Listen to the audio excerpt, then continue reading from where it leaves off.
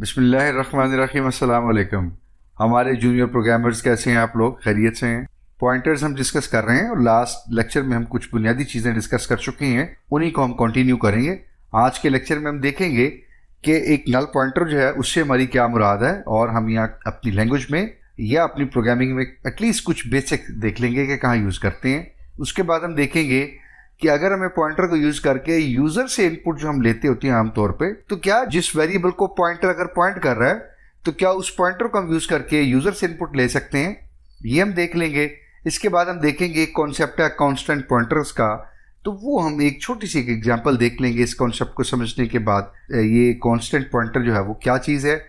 और लास्ट में हम एक कॉन्सेप्ट और देख लेंगे। हमने पहले भी ये रिव्यू किया हुआ है कि पॉइंटर्स अगर फंक्शन के साथ यूज करने हो तो हमने, आपको याद होगा, कॉल बाय रेफरेंस में हमने ये चीज देखी थी, तो एक दफा इसको रिवाइज भी कर लेंगे।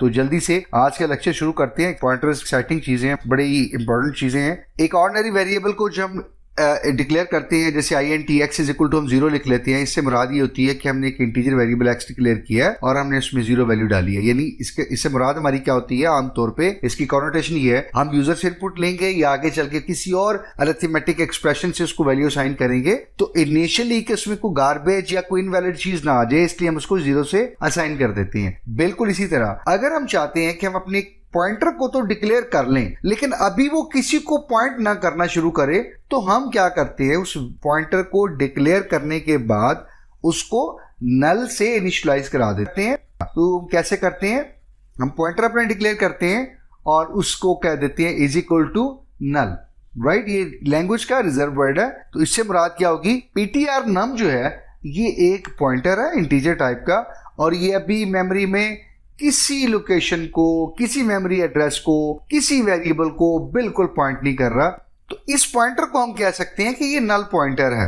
हमने नल से इनिशियलाइज करा दिया है, तो हम इसको कह सकते हैं कि ptr num जो है वो हमारा इस वक्त क्या है, एक नल पॉइंटर है। जैसे ऑर्डिनरी वेरिएबल्स को हम 0 से इनिशियलाइज करा देते हैं कि अभी हम इसमें कोई वैल्यू नहीं डाल रहे, डाउन द रोड चल के हम किसी भी तरह से यूजर से इनपुट लेंगे या किसी अरिथमेटिक एक्सप्रेशन से हम उसको वैल्यू असाइन करेंगे, बिल्कुल इसी तरह से पॉइंटर को हम नल असाइन करा देते हैं, यानी do not point anything in the memory. आगे चल के हम आपको बताएंगे कि आपने किसको पॉइंट करना है, तो फिर हम उसको आप पॉइंट करवाएंगे, जो हमने लास्ट लेक्चर में पढ़ा था कि pointer is equal to ampersand of any variable, और पॉइंटर उस वेरिएबल को पॉइंट करना शुरू कर देता है। तो null means again a pointer that has been declared but it is not pointing to any memory location, any variable, any address, उसके अंदर अभी कोई चीज नहीं है। तो ये अपने याद रखना, that is null pointer। तो अभी हम चलते हैं अपनी आईडी के ऊपर और इसको जरा सिंपल एक डिक्लेरेशन करके और इसको प्रिंट करके देख लेते हैं कि ये आपने कैसे यूज करना है। तो हम अपनी आईडी के ऊपर आ जाते हैं और हम यहाँ पे एक नल पॉइंटर जो है वो डिक्लेयर कर लेते हैं। तो हम कहते हैं जी ptr num, ये हमने कहा था और इसको हमने कहा था कि ये नल से हम डिक्लेयर कर देते हैं इज इक्वल टू नल। तो अगर आप इसको प्रिंट करवा देते हैं, ये अपने इस पॉइंटर को, चूंकि अभी नल पॉइंट कर रहा है, तो अगर आप इसको प्रिंट करवाते हैं, अभी आप देखिएगा तो ये देख लीजिए, यानी ये किसी एड्रेस को पॉइंट नहीं कर रहा। और अब आप क्या करें, इसके शुरू में एस्ट्रिक्स लगाइए और देखिए कि ये क्या वैल्यू जो है वो प्रिंट कर रहा है। चूंकि ये किसी मेमोरी को पॉइंट नहीं कर रहा, तो आप देख सकते हैं वैल्यू भी कुछ प्रिंट नहीं कर रहा है, यहाँ बिल्कुल ब्लैंक आ रहा है। तो ये क्या है, एक आपका नल पॉइंटर है। अब हम क्विकली यूजेस देख लेते हैं 2-3 के नल पॉइंटर के, लैंग्वेज में, प्रोग्रामिंग में की दुनिया में यूजेस जो है वो क्या हो सकते हैं। तो सबसे पहले देखिए, हम पॉइंटर यूज करते हैं तो हम उनको डी रेफरेंस करते हैं। जैसे अभी हमने एस्ट्रिक्स यूज किया, उसकी वैल्यू प्रिंट करने की कोशिश की उस पॉइंटर की, तो हमें जरूरत पड़ती है कि हम ये देख लें कि क्या जिस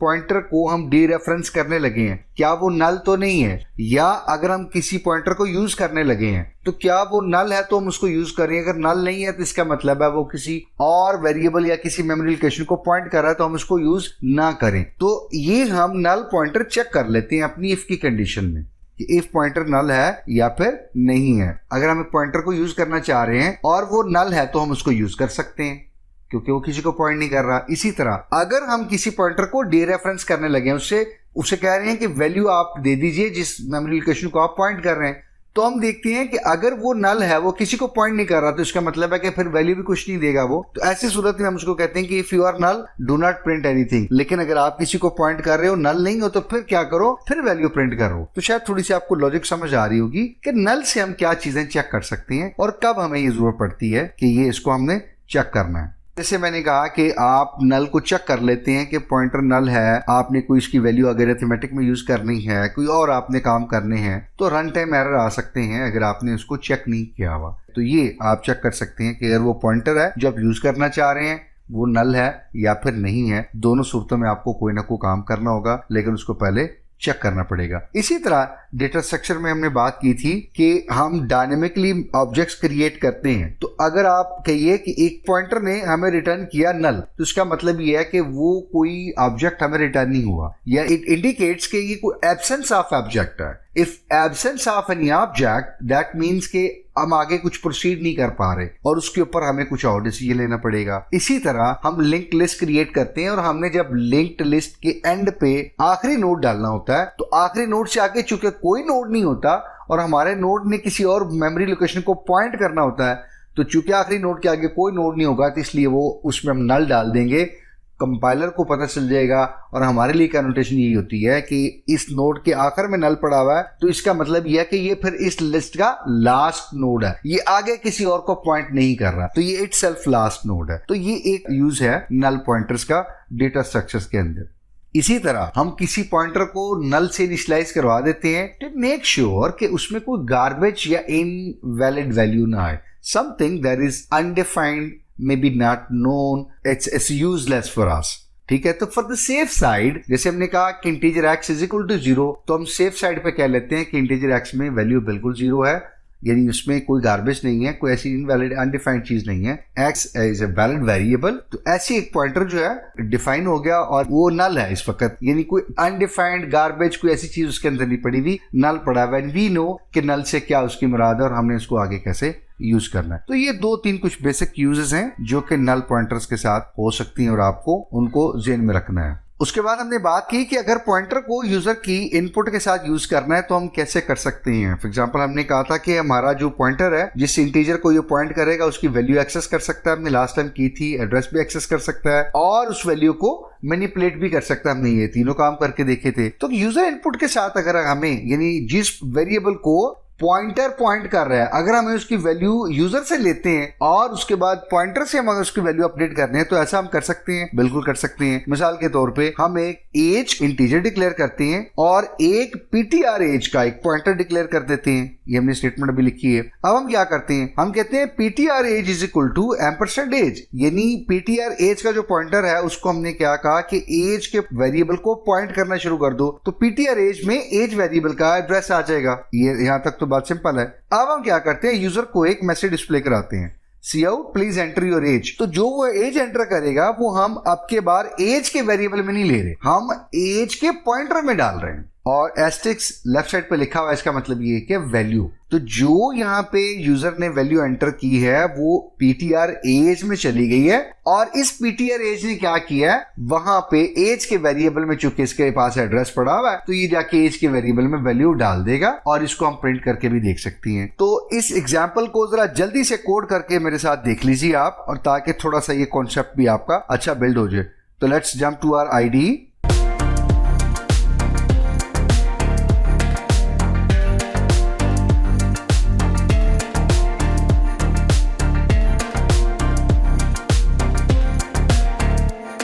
जी, तो मैंने जल्दी से वही प्रोग्राम कोड कर दिया है। उसमें आप देख सकते हैं हमने वही एज का वेरिएबल और पॉइंटर लिया है और पॉइंटर को एज का एड्रेस दे दिया है और यूज़र से जो इनपुट हम ले रहे हैं वो पॉइंटर में हम स्टोर कर रहे हैं और पॉइंटर जो है वो एज के वेरिएबल में जाके ये वैल्यू वहाँ डाल देगा और उसके बाद फिर हम वही वैल्यू को प्रिंट कर रहे हैं, the age entered by the user is, लेकिन अब के बार हम एज के वेरिएबल को प्रिंट करके देख रहे हैं। तो कंपाइल करते हैं ज़रा जल्दी से। तो आप देख सकते हैं कि हमारे पास लाइन नंबर 8 जो है वहाँ प्रॉम्प्ट प्रिंट हो रहा है कि प्लीज एंटर योर एज। तो जो एज यहाँ पे हम एंटर करेंगे वो पीटीआर एज के पॉइंटर की, यानी वो ले लेगा और वहां जाके एज के वेरिएबल में रख देगा। और लाइन नंबर 11 जो है वहां पे हम एज का वेरिएबल इटसेल्फ यूज कर रहे हैं, तो वो वैल्यू जो है वो रेफर हो जाएगी, यहाँ पे प्रिंट हो जाएगी। तो हम देखते हैं यहाँ पे 27 हम करते हैं एंटर और आप देख सकते हैं the age entered by the user is 27। तो यूं हम पॉइंटर जो है वो यूज कर सकते हैं यूजर की इनपुट के साथ। आपने देख ली एक छोटी सी एग्जांपल। तो ये कॉन्सेप्ट था कि पॉइंटर को यूजर की इनपुट के साथ हम कैसे यूज कर सकते हैं। तो जी हम कर सकते हैं। नेक्स्ट आर्टिकल जो हमने जरा देखना है या कॉन्सेप्ट देखना है वो क्या है जी, कांस्टेंट पॉइंटर्स। जैसे आप समझ लीजिए कांस्टेंट वेरिएबल्स होते हैं, ऐसे ही कांस्टेंट पॉइंटर्स भी होते हैं। तो जैसे ही हम कांस्टेंट इंटीजर डिक्लेयर करते हैं, कांस्टेंट इंटीजर x, तो हमें कंपाइलर कहता है कि चूंकि आपने x को कांस्टेंट डिक्लेयर किया है तो इसकी वैल्यू भी दीजिए। हमें साथ ही उसकी वैल्यू भी कोई असाइन करनी होती है कांस्टेंट के केस में, राइट। ऐसा ही पॉइंटर्स के साथ भी है। अगर आपने किसी पॉइंटर को कांस्टेंट बनाना है, कांस्टेंट पॉइंटर बनाना है, तो आपको इनिशियलाइज करते हुए बताना पड़ेगा कि ये किस वेरिएबल को पॉइंट करेगा, किस मेमोरी एड्रेस को पॉइंट करेगा, साथ ही आपको बताना पड़ेगा। और उसी तरह कांस्टेंट का कीवर्ड यूज करना पड़ेगा। एक कांस्टेंट पॉइंटर जो होता है वो अगर एक वेरिएबल को पॉइंट करना स्टार्ट कर देता है तो उसके बाद वो किसी और वेरिएबल को पॉइंट नहीं कर सकता। एक कांस्टेंट पॉइंटर आपने बनाया, एक वेरिएबल को पॉइंट करवा दिया, कहीं प्रोग्राम में आपने उसी पॉइंटर को एक्सेस करके कहा कि किसी और वेरिएबल को पॉइंट करना शुरू करो, कंपाइलर यहाँ एरर दे देगा। वो कहेगा नहीं, आपका पॉइंटर कांस्टेंट है, सिर्फ एक वेरिएबल को ये पॉइंट कर सकता है, किसी और को नहीं। तो ये आपने याद रखना है। तो सिंटैक्स देख लेते हैं कि हमने कांस्टेंट पॉइंटर को कैसे डिक्लेयर करना है या एक पॉइंटर को कांस्टेंट कैसे बनाना है। तो आपने int एस्ट्रिक्स तो वही लिखा जो अपने पॉइंटर को या इंटीजर पॉइंटर डिक्लेयर करते हुए लिखते हैं।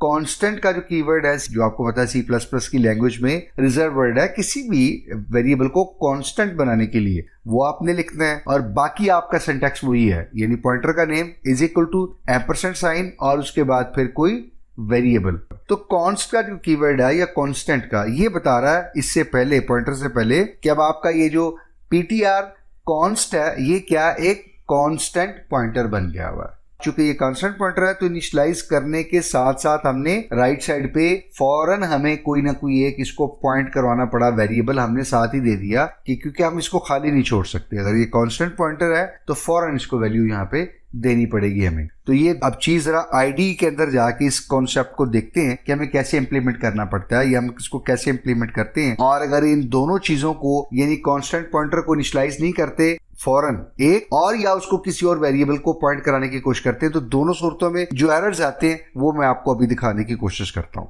तो हम आईडी के ऊपर आगे हैं और यहाँ पे हम एक कांस्टेंट पॉइंटर डिक्लेयर करते हैं। तो int एस्ट्रिक्स और उसके बाद कांस्ट का कीवर्ड लिखते हैं और हम लिखते हैं जी ptr num1 और इसको मैं यहाँ पे छोड़ देता हूँ ऐसे। अब हम इसको कंपाइल करते हैं सिर्फ इसको। तो अब आप देख लीजिए नीचे एरर आप देख रहे हैं, अनइनिशियलाइज्ड कांस्टेंट पॉइंटर। कंपाइलर कर रहा है कि आपने पॉइंटर कांस्टेंट लिया हुआ है, अब आपने उसको इनिशियलाइज किसी चीज से भी नहीं किया हुआ, किसी मेमोरी को इनिशियलाइज नहीं आप कर रहे, ऐसा नहीं आप कर सकती। आपका पॉइंटर अगर कांस्टेंट है तो उसको किसी वेरिएबल से आपको इनिशियलाइज जरूर करना पड़ेगा। तो अभी हम क्या करते हैं, उससे पहले एक इंटीजर num1 का वेरिएबल ले लेते हैं और अब हम कहते हैं जी कि ये जो पॉइंटर है ये किसको पॉइंट करेगा, num1 को। अब इसको जरा दोबारा रन करके देखते हैं तो आप देख सकते हैं कोई एरर नहीं आया। इसका मतलब ये है कि हमें कांस्टेंट पॉइंटर जब डिक्लेयर करना है तो उसके साथ ही इनिशियलाइज भी कर देना है। एक चीज ये ठीक हो गया। अच्छा, अब हम एक काम और करते हैं और वो ये करते हैं कि हम अपना एक और num2 का वेरिएबल भी बना लेते हैं। तो अब हम नीचे जाके फॉर एग्जांपल आप समझ लीजिए कि 5-6 स्टेटमेंट हमने लिखी और उसके बाद फिर हमने कहा ptr num1 जो हमारा कांस्टेंट पॉइंटर है, अब क्या करो num2 को पॉइंट करने की कोशिश करो। दोबारा जरा कंपाइल करके देखिएगा, अब आपका वही एरर आ रहा है। ptr num1 जो है वो आपका रीड ओनली पॉइंटर है क्योंकि आपने क्या किया हुआ यहाँ पे उसको कांस्टेंट बनाया हुआ है। अब ये अगर इसने इनिशियलाइज के वक्त num1 को पॉइंट कर दिया, पूरे प्रोग्राम में ये num1 को पॉइंट करेगा, किसी और को पॉइंट नहीं कर सकता। आपने देख लिया, आपने पॉइंट करने की कोशिश की तो उसने आपको क्या दे दिया, एरर दे दिया।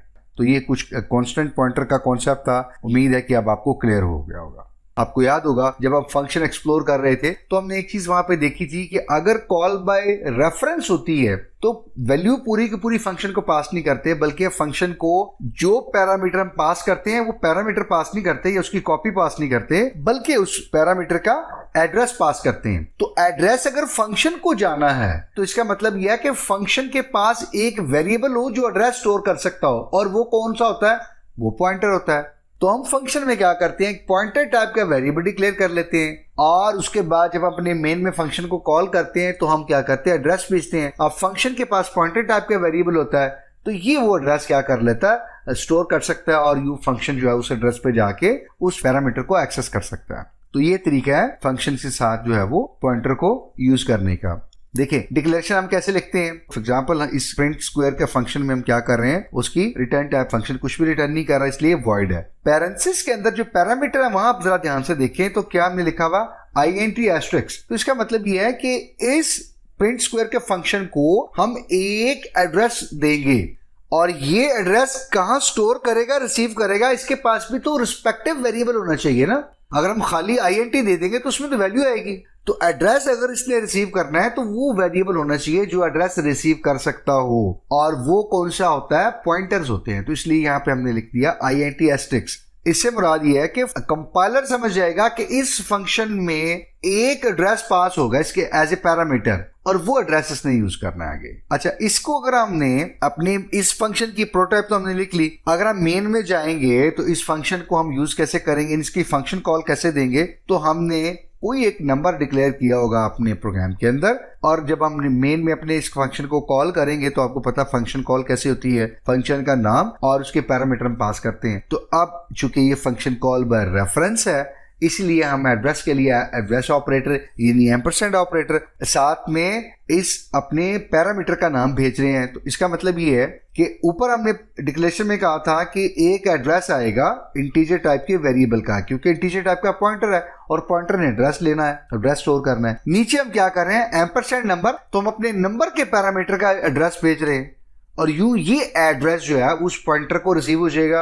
वो पॉइंटर फंक्शन यूज कर लेगा, नंबर की जगह या उसकी मेमोरी लोकेशन पे चला जाएगा, नंबर की पड़ी हुई वैल्यू को एक्सेस कर लेगा, उसको यूज करके उसको मैनिपुलेट करना चाहे कर सकता है, अपडेट करना चाहे कर सकता है, जो करना चाहे कर सकता है, क्योंकि अब फंक्शन के पास पैरामीटर का एड्रेस है इटसेल्फ, तो एड्रेस से वो जो चाहे कर सकता है। तो ये है कि आपने अपने पॉइंटर को फंक्शन में कैसे यूज करना है। यह जो बेसिक यूज है पॉइंटर का फंक्शन के साथ वो कॉल बाय रेफरेंस में है और वो कैसे है वो अभी हमने देख लिया। ये प्रोग्राम हमने पहले कोड किया हुआ है इसलिए मैं इसकी एक्सरसाइज पे नहीं जा रहा, लेकिन अगर आप कहेंगे तो मैं इसका एक प्रोग्राम जो है वो आपको और कोई कोड करके बता दूंगा। अगर आप कॉल बाय रेफरेंस की एग्जांपल देखें दोबारा इसके बाद तो फिर आपको ये कॉन्सेप्ट जो है वो अच्छे से क्लियर हो जाएगा।